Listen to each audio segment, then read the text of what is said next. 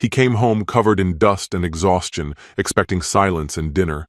But instead of the familiar comfort, he was met with 4 words as sharp as a blade. No shouting, no tears, just a cold verdict, accented by the glint of a ring on her finger. From that moment on, everything began to collapse. The shadow of another man behind her words, a daughter's drawings on the fridge that now seemed far too innocent.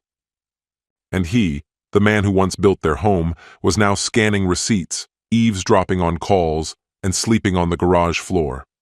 All for one purpose, to uncover the truth. And when the truth surfaced, it didn't just strike the heart, it erased the past. But something inside him hadn't died. Not rage, not pleading, just a frozen aim and the resolve to take back what they tried to erase. Because some betrayals come with years of consequences, and some men should never be pushed into silence. Hello, my friend. I'm so glad you stopped by my channel. If you're here for the first time, don't forget to subscribe and share this video with your friends or family.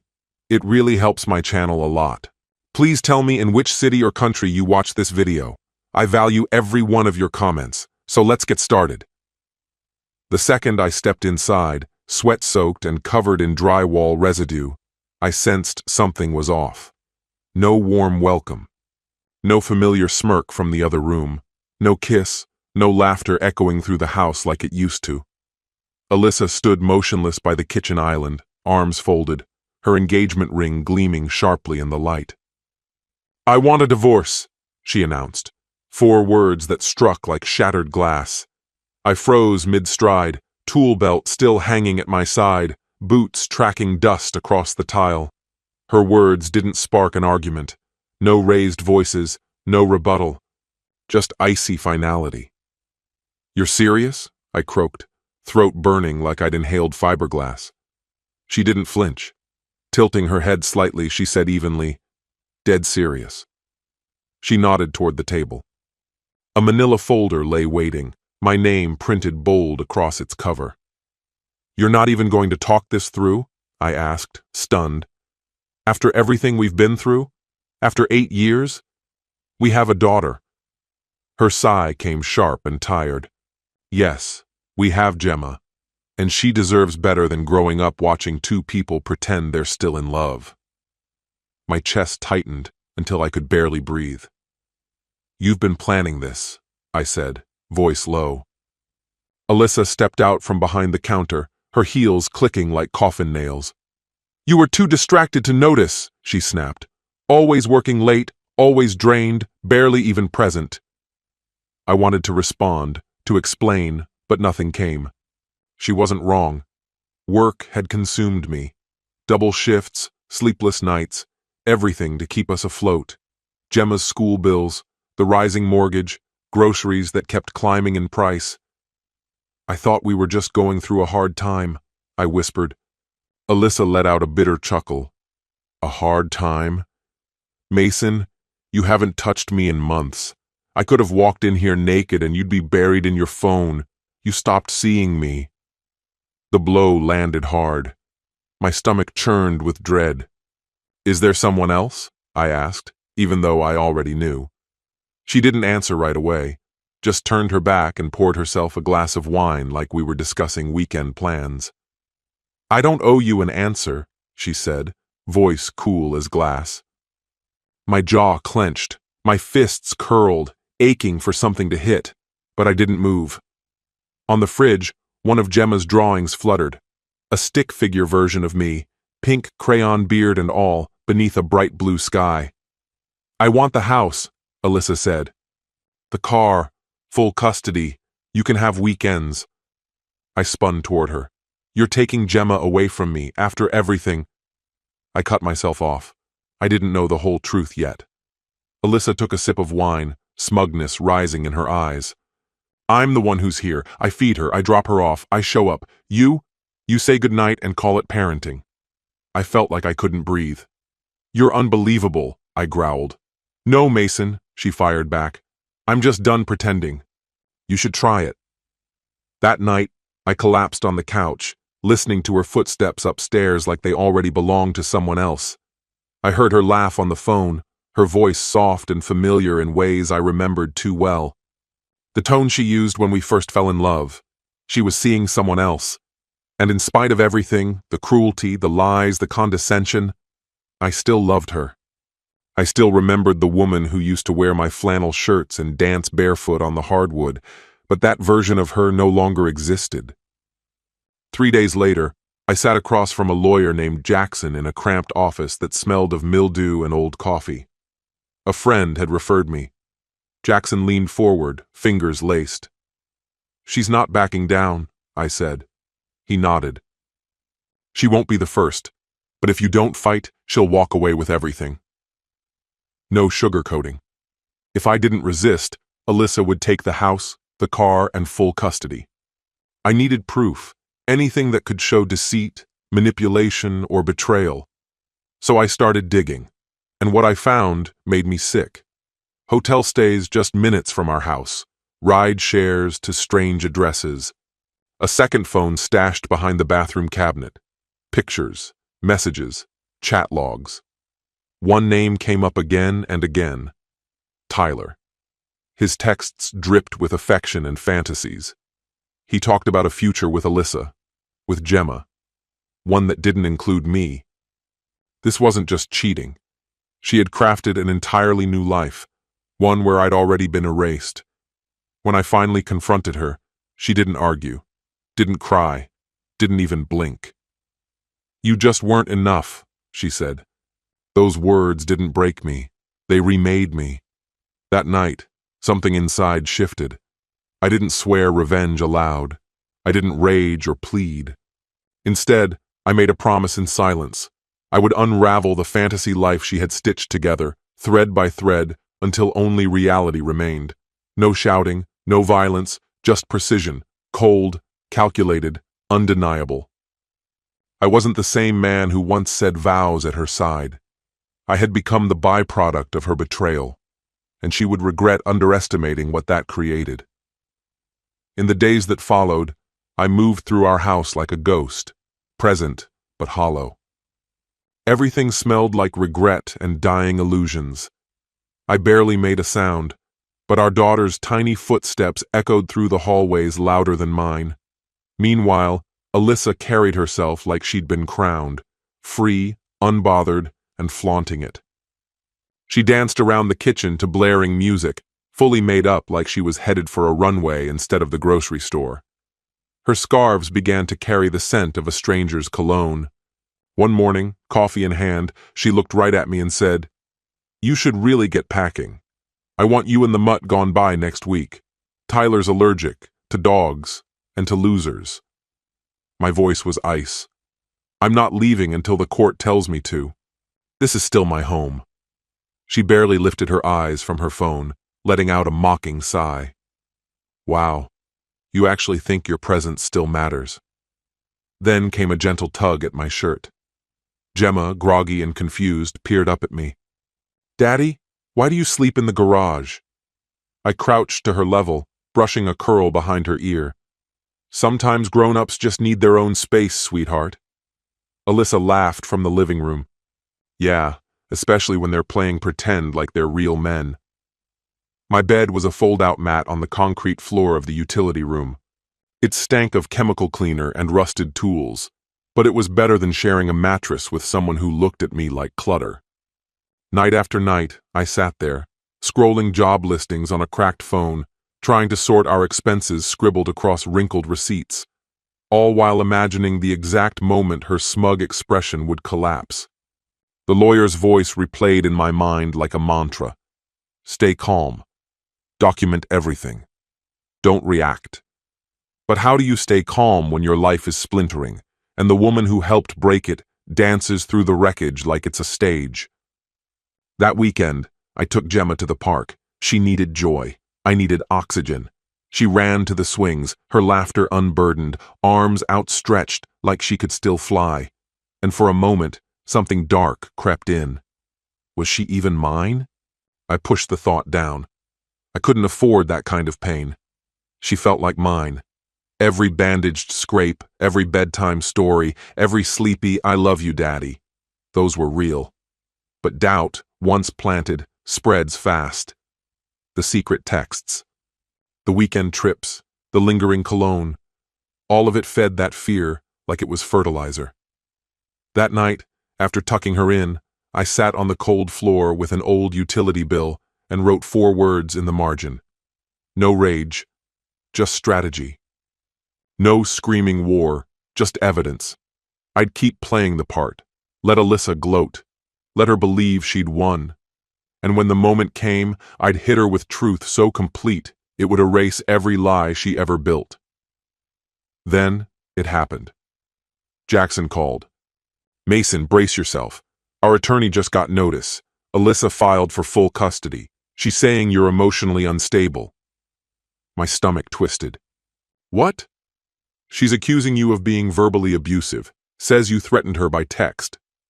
"She's making that up," I shouted into the phone. "Of course she is," Jackson replied. "But she's playing a game. She's baiting you. If you explode, she wins." I looked at the drywall, still cracked from when I punched it days ago. A wordless reminder. "Don't give her anything," Jackson said firmly. "We'll get mediation set up. Just breathe. We've got this." That same night, Alyssa came stumbling in well after midnight. The clatter of her heels sounded like applause in an empty theater. "I heard your little lawyer filed something," she slurred, dangling her keys like jewelry. "Adorable." She leaned on the counter, her breath drenched in wine. "Tyler's rich, you know. He's taking me and Gemma to the Caymans. I'm done living like some desperate housewife in a fixer-upper." I didn't say a word. Just wiped another glass clean. She watched me quietly, then smirked. "Do you even remember what it feels like to be wanted?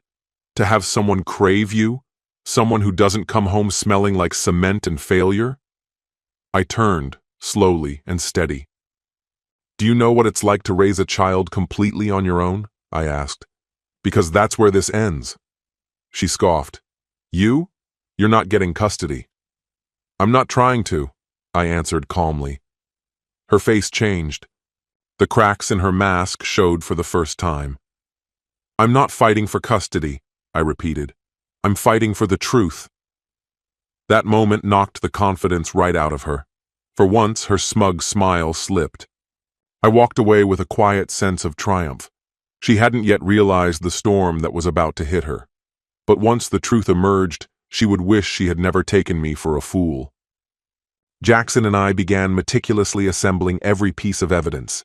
Emails, message threads, voicemails from Tyler, receipts, bank statements, digital footprints. We reconstructed her timeline. The lies began to converge. One specific event stood out. A lavish spa retreat just before Gemma's 2nd birthday. Alyssa had told me she was going away with girlfriends, but hotel records told a different story. She had reserved a suite for 2, and the other guest was Tyler. That same weekend, while I stayed home nursing Gemma's fever, Alyssa was sending me smiling selfies wrapped in a hotel robe. My hands curled into fists so tightly my nails broke the skin. What I felt wasn't ordinary rage. It was treachery that lived in my marrow. She hadn't just lied. She built our life on a foundation of deceit, all while pretending to love me. But that illusion was about to collapse. We petitioned the court for an expedited paternity test.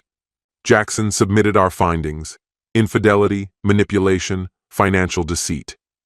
The judge approved it without hesitation. Alyssa laughed when the notice arrived. "You think a DNA test is going to scare me?" she sneered, swirling her wine glass. Pathetic. But I noticed her hands tremble as she scanned the letter, because deep down, she already knew.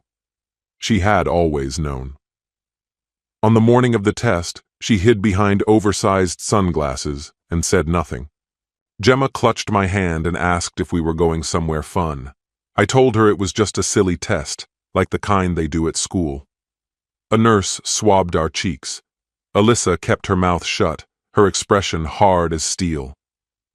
2 weeks later, the results landed, and everything changed. I stood outside Jackson's office holding the envelope with shaking fingers. I couldn't bring myself to read it indoors. I needed space, air, silence, a moment to brace for what was coming. The sun glared overhead. The world felt too quiet. I tore it open. The language was clinical, distant. Paternity probability, 0%. My knees buckled. I sank onto the front steps, the paper slipping from my grip. I grabbed it again, eyes scanning the words repeatedly, desperate for a mistake. But the truth stared back at me. Gemma wasn't mine, not biologically, not genetically, and Alyssa had kept that from me, knowingly. She let me name her. Let me sing her to sleep. Let me believe her smile mirrored mine, her voice, her warmth, all while whispering the truth to someone else. Tears didn't come. They couldn't. The sorrow had solidified, filling my chest like poured concrete. All that remained was betrayal, and the quiet burn of fury. Not a fire that rages, but one that simmers, measured, calculated, merciless. I pulled out my phone and called Jackson. She lied, I said. She's not walking away from this. Jackson didn't hesitate. Then we take her down. We filed a motion to revise custody and financial obligations, citing paternity fraud. In our state, deceiving someone into financially supporting a child that isn't theirs opens the door to repayment and potential criminal charges. Alyssa's lawyers scrambled to stall proceedings. They argued love wasn't bound to DNA. But emotional attachment used as leverage is not love, it's exploitation. We demanded access to her online activity, emails, call logs, financial trails. Tyler's name popped up everywhere. Weekend getaways, expensive gifts, wire transfers, late-night calls. Then we found the linchpin. Emails between Alyssa and Tyler dating back more than a year before she got pregnant. Messages full of mockery. One read, "Mason won't figure it out. He's too wrapped up playing husband." It had been orchestrated. She got pregnant knowing I wasn't the father, and let me build a family on that lie. Deliberately. Jackson stared at the screen, stunned. "This goes beyond betrayal," he said quietly. "This is premeditated fraud. We're not in civil court territory anymore. This is criminal." We submitted everything, and the mask Alyssa wore began to crack. At the next court date, she showed up in all black, putting on an act like a soap opera widow. Fake tears, dramatic sighs. Her lawyer portrayed me as a bitter ex lashing out after a peaceful breakup. Jackson didn't blink. He leaned forward with a calm edge. "Your Honor," he said, "we have documentation proving Ms. Hartley knew Mr. Rourke was not the child's father. She misled him, accepted financial support under false pretenses, and defrauded him of over $8,000 across 5 years for childcare, rent, and daily expenses. He was even jailed for missed child support, for a child that wasn't his." The judge, an aging man with iron gray hair and a gaze that could slice through pretense, lifted one eyebrow. "Do you have proof?" he asked calmly. Jackson gave a resolute nod. "We have emails, transaction histories, sworn affidavits, including one from Miss Hartley's former friend who testified that she bragged about orchestrating the whole deception." The blood drained from Alyssa's face. For the first time in weeks, she didn't have a single word, no sarcastic smile, no sipping wine with a smug tilt of her head, no quiet superiority laced in every glance. The judge didn't hesitate. He ordered a forensic investigation into her finances and froze all support payments effective immediately. Alyssa was also summoned to a formal fraud hearing. The look she wore as the gavel came down? It was the first moment that actually felt like justice. But it wasn't enough. This wasn't driven by vengeance. It was survival. Because Gemma, bright-eyed, innocent Gemma, deserved more than Alyssa's twisted games. She deserved clarity, stability, a protector who wouldn't manipulate her for revenge or cash. And if Tyler, her so-called biological father, thought he could waltz back in now that the damage had been cleaned up, he was in for a brutal awakening. I called Blake, the one who had warned me while I was still behind bars. "You saved me," I said plainly. His voice cracked with guilt as he replied, I should have said something earlier. I just didn't know how to. You did now, I told him. That's what matters. He didn't hesitate. He agreed to testify and handed over everything to Jackson. Every party Alyssa dragged him to, every drunken confession, every look she gave me while I paraded Gemma around like the proud, oblivious father I thought I was. One more thing, Blake added. Tyler's been running his mouth, saying Alyssa told him they'd be a real family once you were out of the picture. He's gearing up to file for full custody. My grip on the phone tightened until my knuckles turned white. This wasn't just infidelity. It was a coordinated erasure. They had planned to erase me, but I wasn't finished. Not yet. The custody trial was coming, and I wasn't just going after Alyssa. I was coming for both of them. The day of the trial arrived. I stood outside the courthouse dressed in a rental suit, steady and unreadable. Behind me, Alyssa appeared, clinging to Tyler's arm like a lifeline. Her glare was venomous. Tyler didn't look my way. To them, this was already over. They had no idea what was waiting inside. The judge opened the hearing by announcing the results of the DNA test. Gemma is not the biological child of Mason Rourke, he read aloud. Then, after a beat, he added, but this case is about more than genetics. It's about truth, and what's best for this little girl.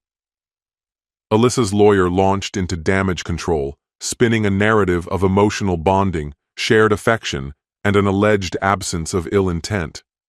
Then Jackson stood. Your Honor, he began, voice firm, we've obtained email records between Miss Hartley and Mr. Pierce that predate the child's conception. These exchanges outline an intentional plan to mislead Mr. Rourke. We also have corroboration from a mutual contact. This wasn't carelessness. It was premeditated deception. My client lost years of his life, emotionally and financially, because of this fraud. Alyssa shifted uneasily. Her mask began to crumble. Then the silence came, the kind that falls just before something devastating. Jackson pressed a key, and an email filled the courtroom screen. The subject line, let him pay for everything. The content? He's dumb enough to raise a kid that's not his. Alyssa's voice, Alyssa's words, her name at the bottom. The judge stared at her. Miss Hartley, your actions meet the legal definition of fraud, and in doing so, you used your own daughter as leverage. Alyssa bolted upright in a panic. That's out of context. The judge raised a hand. Sit down. He turned to Tyler. And you, where have you been? No child support, no effort, no involvement, and now you think you've earned the title of father?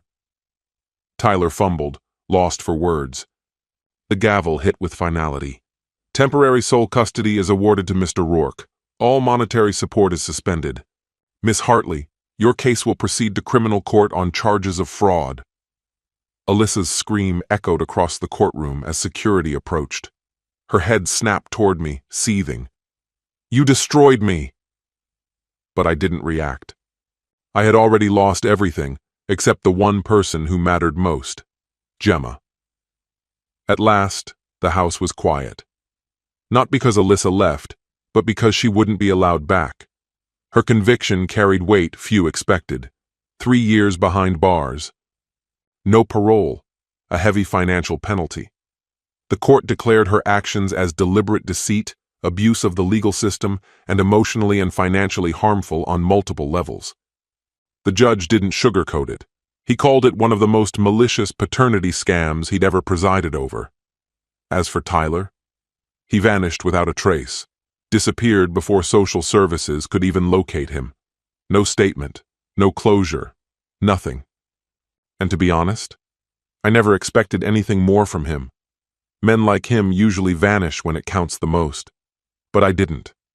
I stayed. Gemma sat across from me, her little legs swinging beneath the table, dressed in pajamas covered with sparkling unicorns. She looked up, her face glowing with that unmistakable, unfiltered joy. Can we go to the park later, Daddy? I swallowed hard. She didn't share my blood, but none of that mattered. She was mine in every way that meant something. Of course, sweetheart. Because love isn't rooted in DNA. Love is built in the quiet, often unnoticed moments, patching up scraped knees, whispering bedtime tales, placing a cool cloth on her burning forehead at dawn, holding her tiny hand when the world seemed too overwhelming. When she hugged me now, she wasn't thinking about biology. She was thinking about trust, about presence, about who had stayed.